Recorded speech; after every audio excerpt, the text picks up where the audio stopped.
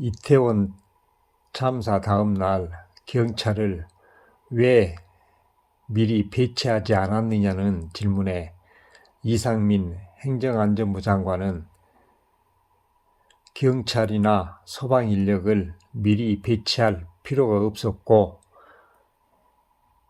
또 대비했어도 막기 힘들었을 거라고 이야기했어요. 하지만 예전과 비교했을 때 이번 헬로윈 데이 때는 전혀 대비를 하지 않았어요. 경찰 잘못이 확인되자 이상민 장관은 이번에는 행안부는 경찰을 지시 감독할 권한이 없다고 발뺌을 했어요. 이상민 행안부 장관은 지난 6월에는 경찰청은 대통령, 국무총리, 행안부 장관의 지시 라인에 위치하고 있다고 말한 바가 있고, 지난 7월 대우조선 파업 때는 경찰 특공대 투입을 검토하라고 경찰 지휘부에 지시한 적도 있는데, 이번에는 경찰을 지휘 감독할 권한이 없기 때문에 책임지고 사퇴할 뜻이 없다고 했어요. 도대체 이게 뭔 소리입니까?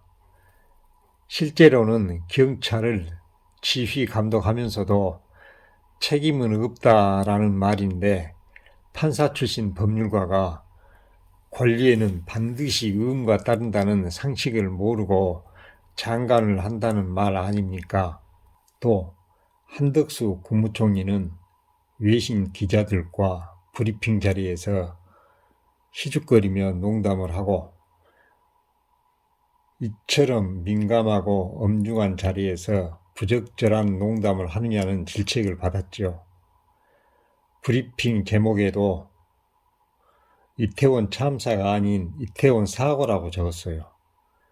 정부가 굳이 사고라는 단어를 쓴 것은 참사의 심각성을 축소하려는 의도로 보입니다. 국정감사장에 나온 김은혜 홍보수석과 강승규 시민사회 수석은 소리내어 웃기도 하고, 대정부 질문하는 국회의원들에게 웃기고 있네라는 메모를 썼다가 이태원 참사에 대한 정부의 인지 정도를 알 수 있다고 질책을 받았지요.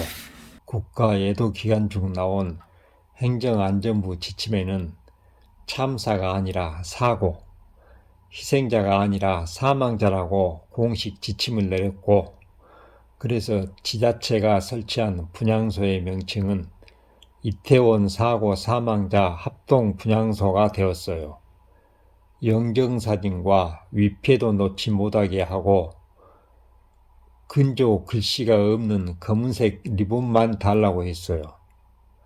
박희영 용산구청장은 참사 때 할 수 있는 건 다 했다며 책임질 일이 없다고 했어요. 참사 당일 용산구 당직자는 8명뿐이었고 또 퇴근한 구청장이 8시 30분쯤 순찰을 했다는 거짓말까지 했어요. 정부도 주체가 없는 행사에는 대응할 매뉴얼이 없어서 어쩔 수 없었다라는 말만 반복했어요. 참사 이틀 뒤 대통령실 관계자는 경찰은 집회나 시위와 같은 상황이 아니면 일반 국민들을 통제할 법적, 제도적 권한은 없다고 했어요. 지난 10월 대통령은 경찰에 마약과의 전쟁을 주문했고, 법무부와 법무부 장관도 마약과의 전쟁을 치른다는 각오로 많은 인력을 투입하겠다고 이야기했어요. 이러다 보니 참사 당일 이태원 배치 경찰은 137명인데 마약 단속 사복 경찰이 50명이나 됐어요.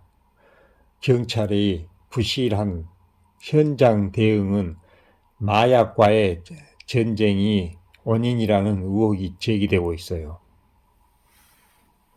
경찰 기동대 출동 상황을 보면은 서울 시내 21건 집회에 기동대 70개 부대가 동원되었고 이태원에는 전혀 동원되지 않았어요. 국민의 생명과 안전은 뒷전이고 대통령의 안전을 도모하는 경비 수요에 최우선적인 순위를 주었어요. 불과 1년 전 코로나 확진자가 수천 명씩 나올 때 윤석열 대선 후보는 문재인 정부의 방역 정책을 강력하게 비판하며 책임자로 대통령을 지목했어요. 그런데 지금은 생각이 달라진 것 같아요. 공식적인 사과도 없이 조문만 하고 대통령이 책임자가 아닌 추모객이 되었다는 평가입니다. 국민들 입장에서는 경찰도 정부고 행안부 장관도 정부고 대통령도 정부인데 대통령과 행안부 장관이 사과부터 해야 하는 거 아닙니까?